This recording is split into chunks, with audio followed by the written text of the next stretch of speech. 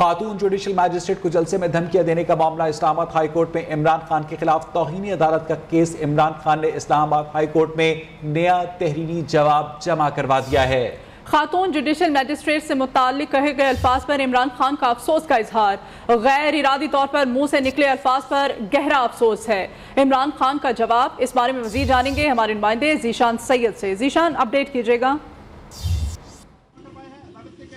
जी बिल्कुल, साबिक वज़ीर-ए-आज़म इमरान खान के खिलाफ तौहीन अदालत केस में अदालती हुक्म पर चेयरमैन PTI की जानिब से ज़िमनी जवाब जमा करवाया गया। इस्लामाबाद हाई कोर्ट में जो 19 सफ़हात पर इमरान खान के जमाशुदा जवाब में जो गैर मशरूत माफ़ी तो नहीं मांगी गई, लेकिन इमरान खान की जानिब से अपनी अल्फाज पर जो है वो इजहारी अफसोस किया गया और ये कहा गया कि गैर इरादी तौर पर जो अल्फाज कही थी उनको वापस लेने के लिए तैयार हूँ। मुझे इजहार उस पर अफसोस है कि मैंने एक खातून जज के हवाले से ऐसे अल्फाज कही थी। इमरान खान की जानिब से अपनी जो जवाब है उसमें यह भी कहा है कि जुडिशल मजिस्ट्रेट या खातून जज के हवाले से ऐसा बयान जो है वो नहीं देना चाहिए। हमारी लोअर जुडिशरी को मजबूत होना चाहिए और हम इदारों के ऊपर जो है वो मजबूत इदारों के ऊपर यकीन रखते हैं, बल्कि ख़वातीन के हकूक़ के लिए हमने काम किए, हमने आवाज़ उठाए। तो किसी खातून जज के हवाले से जो मेरे अल्फाज थे वो गैर इरादी थे, लेकिन उसको उन अल्फाज पर फिर भी अफसोस का इजहार करता हूँ। साथ साथ इमरान खान की जानिब से ये भी कहा गया कि तलाल चौधरी केस का जो फैसला जो कि इस्लामाबाद हाई कोर्ट ने भी उसमें हवाला दिया था आखिरी समाअत पे, उसमें भी उसने इमरान खान ने कहा कि मेरे और तलाल चौधरी के केस दोनों में फ़र्क है। तलाल चौधरी का जो केस था वो अलग था और मेरा केस अलग है, लिहाजा इन दोनों को कंपेरिजन जो है वो ना की जाए। साथ इमरान खान ने तहरीरी जो जवाब है उसके पैरा नंबर 8 में ये लिखा है कि जो मौजूदा अदालत है, अदालत ने हमेशा इस्लामी कवानीन को जो है वो उसकी बात की है। तो मैं चाहता हूँ, मेरी दरख्वास्त होगी कि अदालत जो है वो इस्लामिक कवानीन के तहत मुझे माफ़ी दे दे। अब यहाँ पे दो चीज़ें, इस इमरान खान ने इस्लामी कवानीन के तहत जो है इस्लामिक लेजिस्लेशन के तहत माफ़ी का इस्तदा कर दी कि अदालत मुझे ख़ुद से माफ़ करे, जबकि साथ साथ उन्होंने अपनी जो बयानात है, जो अल्फाज है, उस पर इजहारी अफसोस किया। ये भी कहा कि इमरान खान की जो 2013 में सुप्रीम कोर्ट ने तौहीन अदालत का नोटिस लिया था और वो केस जो है वो फिर ख़त्म हो गया, माफ़ी मांगी गई थी, उस केस का भी यहाँ पे ज़िक्र किया गया। साथ साथ इस जवाब में ये भी कहा गया कि फिरदौस आशिक अवान केस हमारे सामने है, इन्होंने तौहीन अदालत का नोटिस उसके ख़िलाफ़ लिया गया था और उनके माफ़ी पर इस्लामाबाद हाई कोर्ट ने फिर उनको माफ़ कर दिया था। चूँकि पनामा के बाद मेरे ख़िलाफ़ बहुत इस किस्म के एलिगेशंस जो है वो एक कंपेन चलाया जा रहा है, मेरे खिलाफ इल्ज़ामात लगाए जा रहे कि इदारों के ऊपर जो है वो तनकीद करता हूँ या इदारों के मुखालिफ हूँ। मैं इस मुल्क में मजबूत तरीन इदारे चाहता हूँ और मुझे अपने इदारों पर जो है वो मुकम्मल एतबार है।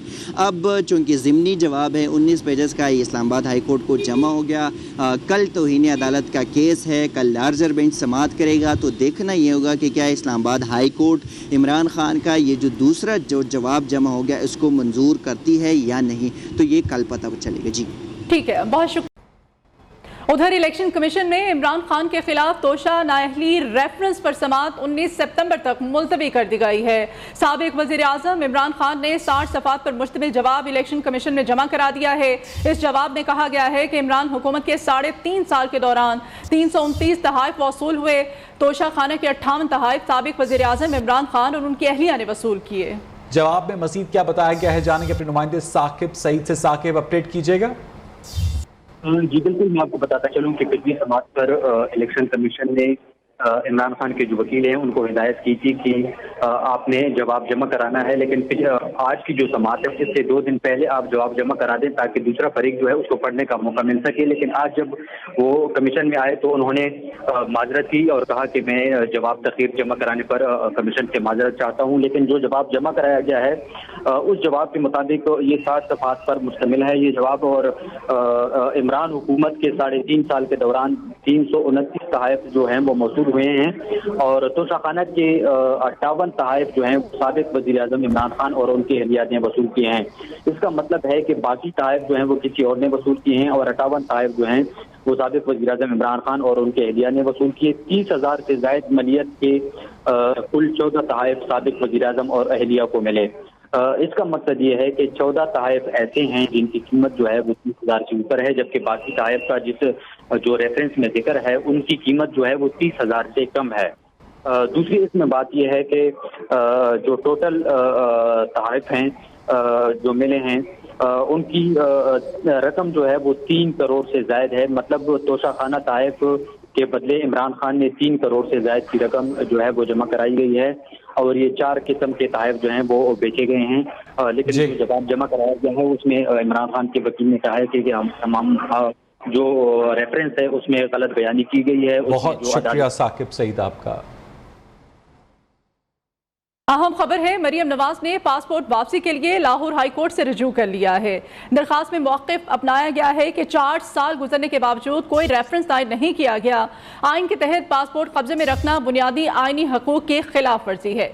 इस बारे में मज़ीद जान लेते हैं हमारे नुमाइंदे शुएब अली से। शुएब, अपडेट कीजिएगा। जी बिल्कुल, अमजद परवेज एडवोकेट की वसातत से ये मुतफरिक दरखास्त दायर की गई है जिसमें मौक़िफ़ इख्तियार किया गया है कि नैब ने चौधरी शुगर मिल्स केस में उनका पासपोर्ट कब्जे में रखवाया। 4 साल का अरसा गुजरने के बावजूद अब तक कोई रेफरेंस दायर नहीं किया जा सका। उनका कहना था कि आइन के तहत पासपोर्ट कब्जे में रखना बुनियादी आइनी हकूक़ की खिलाफ वर्जी के जुमरे में आता है और किसी को बुनियादी आइनी हकूक़ से गैर मुइन्ना मुद्दत तक महरूम नहीं रखा जा सकता। उन्होंने अदालत को ये यकीन दहानी कराई है कि वो कहीं फरार नहीं होंगी क्योंकि अपनी मां को बिस्तरे मर्ग पर छोड़कर वो पाकिस्तान आई थी। नैब कानून में मुल्जिम के बैरून मुल्क जाने पर कोई कदगन नहीं लगाई गई। इसके अलावा उनका यह भी कहना था कि 7 करोड़ रुपए भी उन्होंने सिक्योरिटी के लिए जमा करवा रखे हैं और चौधरी शुगर मिल्स केस में उन्हें मेरिट पर जमानत मिली थी। लिहाजा अदालत डिप्टी रजिस्ट्रार जुडिशल को हुक्म दे के वो उनका पासपोर्ट वापस करें। जी ठीक है, बहुत शुक्रिया शुएब आपका। तहरीक इंसाफ फौरन पढ़ने केस पीटीआई रहनुमा असद कैसर FIA पेशावर में पेश हो गए। FIA ने 26 सवालों पर मुश्तमिल सवालनामा साबिक स्पीकर असद कैसर को थमा दिया। तहरीक इंसाफ की रहनुमा से कहा गया कि मुख्तलिफ बैंक्स में बैरून मुल्क से आने वाली फंडिंग की वजाहत करें, ज़राए आमदन बताएं, यह भी वाज़ेह करें कि इन अकाउंट्स को किन मकासद के लिए इस्तेमाल किया गया। असद कैसर ने कहा कि कोई गैर शफाफियत नहीं हुई, वकील से मुशावरत के बाद सवालों के जवाब देंगे। अब कुछ जिक्र मुल्क में सैलाब के बाइस होने वाली होलनाक तबाही का। कोटरी बराज की डाउन स्ट्रीम में ऊंचे दर्जे का सैलाब है। पानी कच्ची आबादियों में दाखिल होने से सैकड़ों घर ज़ेरे आब आ गए हैं। मुतासरा अफराद बंद पर खुले आसमान तले बेयारो मददगार रहने पर मजबूर हैं। इस बारे में हमें मजीद अपडेट करेंगे हैदराबाद से हमारे नुमाइंदे नासिर शेख।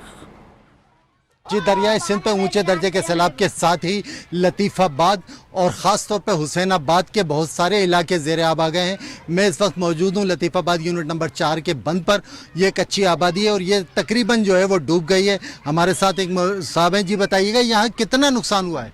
यहाँ पे सर कम से कम बहुत नुकसान हो गया है। कम से कम 200-250-300 घर यहाँ पे दरियाए रावी के नीचे आ गए।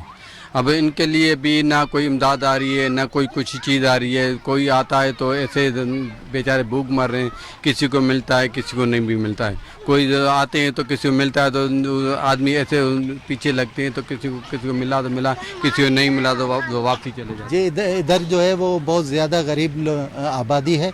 ये मेहनत मजदूरी करके अपना गुजर बसर करते हैं। इसमें मुसलमान भी हैं और जो है वो अक़लियत के लोग भी हैं। यहाँ पर तमाम घर जो है वो ज़ेरे आब आ गए हैं, पानी में डूब गए हैं। ये पानी तकरीबन 10 से 12 साल बाद यहाँ पर इतने बड़ी उसमें आया है। इससे पहले 2010 के सैलाब में ये पानी आया था। ये दरिया से बहुत दूर की आबादी है, लेकिन पानी चूँकि इतना आ चुका है कि अब जो है वो घर भी इससे महफूज नहीं रहे। जी, सैलाबी पानी ने गांव के गांव मिटा दिए। बेफरा पानी बच्चों की शरारतें मुस्कुराहटें भी साथ ले गया। खैमों में बीमारियां फैल रही हैं, बच्चे तरह तरह के आरसों का शिकार हैं और माओं के पास दुआ के सिवा कोई दवा नहीं है। तन ढांपने को कपड़े नहीं, पेट भरने को रोटी नहीं, कलम बस्ता सब बह गया, खेलने को मैदान न रहे। सैलाबी रेलों ने बच्चों की मुस्कुराहटें भी छीन ली। रात को मच्छर सोने नहीं देते, दिन को गर्मी परेशान किए रखती है। खेमों में रहने वाले बच्चों को कई बीमारियों ने आ घेरा है। वालिदैन से बच्चों का भूख से बिलखना देखा नहीं जाता, दवाएं देने भी कोई नहीं आता। मासूम बच्चों की हसरज़दा आंखें सवाल करती हैं, कब इनके सहन बनेंगे, कब इनके स्कूल खुलेंगे। और यहाँ वक्त तो एक ब्रेक का। हमारे साथ रहिए।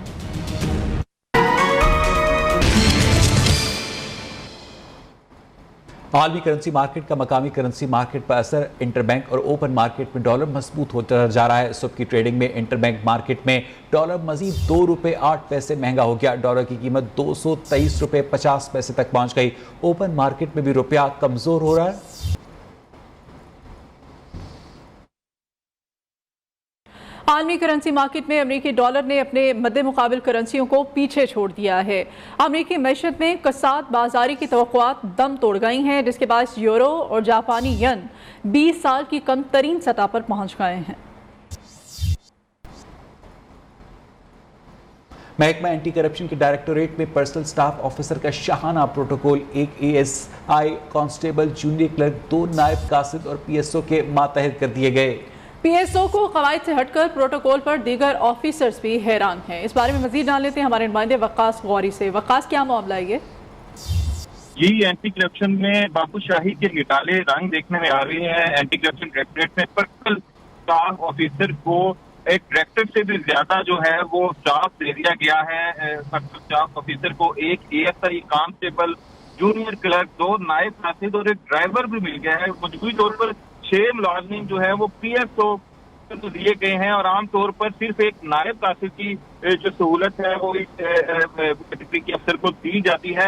इसकी नोटिफिकेशन भी न्यूज़ से हासिल किया है और जो एंटी करप्शन के दीगर अफसरान हैं वो भी इस प्रोटोकॉल पर हैरान दिखाई देते हैं। जी ठीक है, बहुत शुक्रिया वकास आपका। हमारे नुमाइंदे हमें अपडेट कर रहे थे कि किस तरह से महकमा एंटी करप्शन में नाजायज़ प्रोटोकॉल दिया जा रहा है। अब आपको बताएं कि मुल्क भर में आज यौम फ़ज़ाइया मनाया जा रहा है। कराची में निशान हैदर हासिल करने वाले राशिद मिन्हास की कब्र पर फातह ख्वानी और फूलों की चादर चढ़ाने की तकरीब हुई। एयरफोर्स के चाक चौबंद दस्ते ने राशिद मिन्हास शहीद की कब्र पर सलामी दी। इस मौके पर air vice marshal Zaeem Afzal ने कहा कि राशिद मिन्हास शहीद की कुर्बानी हमेशा जिंदा रहेगी। मुल्क की वक़ार हमारी जानों से ज़्यादा कीमती है। गाजी मोहम्मद महमूद आलम बहादुर ने 1 मिनट से कम वक्त में दुश्मन के 5 तैयारे मार गिराए थे। ये कारनामा रहती दुनिया तक हवाबाजों के हौसलों को तक़वियत देता रहेगा। 1965 की पाक भारत जंग के हीरो MM आलम से मुताल्लिक़ आइए मज़ीद जानते हैं मोना सदीकी की रिपोर्ट में। 1965 की पाक भारत जंग के पाकिस्तान के नामवर बहादुर शाहीन, जिन्हें हम MM आलम के नाम से जानते हैं, उनकी मुंह बोली बेटी खदीजा महमूद शाहिद आज हमारे साथ हैं, जिन्होंने MM आलम के ज़िंदगी के आखिरी अय्याम तक उनके साथ वक्त गुजारा। हम लोग हर 6 सितंबर को उनको सल्यूट करने जाते थे और वैसे तो वो खामोश तबा इंसान थे, लेकिन 6 सितंबर वाले दिन उनके अंदर एक जज्बा होता था। वो हमें बताते थे कि किस तरीके से हमने अपने से इतनी बड़ी ताकत वाले दुश्मन को ज़ेर किया और फिर उनका वो मार्का कि वो फ़िज़ाई मार्का के जिसको आप कहते हैं वो वर्ल्ड रिकॉर्ड के जिसको आज तक जो है वो वर्ल्ड रिकॉर्ड कोई तोड़ नहीं सका। दुश्मन को ज़ेर करने वाले हीरो MM आलम की हर याद मुतासिर कुन है। फैल्कन बेड पे हैं, वो जल्दी से उठ बैठे तो मैंने फिर मतलब मेरे आंसू निकल आए, तो उन्होंने कहा देखें आपके रोने से हमें तकलीफ़ होती है। तो मैं उनके साथ फिर बेड पे बैठ गई, तो उन्होंने मेरे सर पे हाथ रखा, तो मैंने कहा मुझे ना ये हाथ हमेशा अपने सर पे चाहिए, तो उन्होंने कहा हमेशा रहेगा। फैसल बेस में फैल्कन 2 कमरे में जिंदगी गुजारने वाले बहादुर MM आलम, दुश्मन भारत को धूल चटाने वाले हीरो, हमेशा जिंदा रहेंगे। कैमरामैन मोहम्मद जुल्फिकार के साथ मोना सिद्दीकी, न्यूज़ कराची। एहतसाब अदालत ने शहबाज शरीफ और हमजा शहबाज के खिलाफ रमजान शुगर मिल्स रेफरेंस नैब को वापस भिजवा दिया। अदालत ने नैब तरमीमी एक्ट की बुनियाद पर रेफरेंस नैब को वापस भिजवा दिया। अदालत ने रिमार्क्स दिए कि नैब तरमीमी एक्ट के बाद रमजान शुगर एहतसाब अदालत के दायरा इख्तियार में नहीं आता। इसी हवाले से तफसीलात जानने के नुमाइंदे उमर हयात से। उमर, बताइएगा। जी बिल्कुल, एहतसाब अदालत नंबर 5 के जज साजिद आवान ने ये हुक्म जारी किया है और अदालत ने ये रेफरेंस जो है जो रमज़ान शुगर मिल्स का रेफरेंस था उसको वापस नैब को भिजवा दिया है और शहबाज शरीफ और हमजा शहबाज जो है उनके खिलाफ ये रेफरेंस जो है वो दायर किया गया था। अदालत ने अपने इस ऑब्जर्वेशन में कहा कि क्योंकि नया तरमीमी ऑर्डिनेंस 2022 जो है वो लागू हो चुका है और उसके अंदर इस जो ये रेफरेंस जो है वो एहतसाब अदालत के दायरा इख्तियार में नहीं आता है और अदालत ने इस रेफरेंस को नैब को भिजवाते हुए निपटा दिया है। और ये भी बताया गया है कि अदालत ने हमजा शहबाज और शहबाज शरीफ जो हैं उनकी जमानत कबल गिरफ्तारी की जो है वो मंजूर करते हुए 5-5 लाख रुपए के मचलके जमा करवाने की हिदायत की गई है। जबकि ये भी बताया जा रहा है कि अभी फाजिल जज जो है साजिद आवान वो इसका तहरीरी ऑर्डर जो है वो डिक्टेट करवा रहे हैं। जी बहुत बहुत शुक्रिया आपका अपडेट करने के लिए। बुलेटिन में वापस आएंगे एक ब्रेक। इसके साथ ही 12 बजे के बुलेटिन में इतना ही। मजीद खबरों और अपडेट्स के लिए आप देखते रहिए न्यू न्यूज़।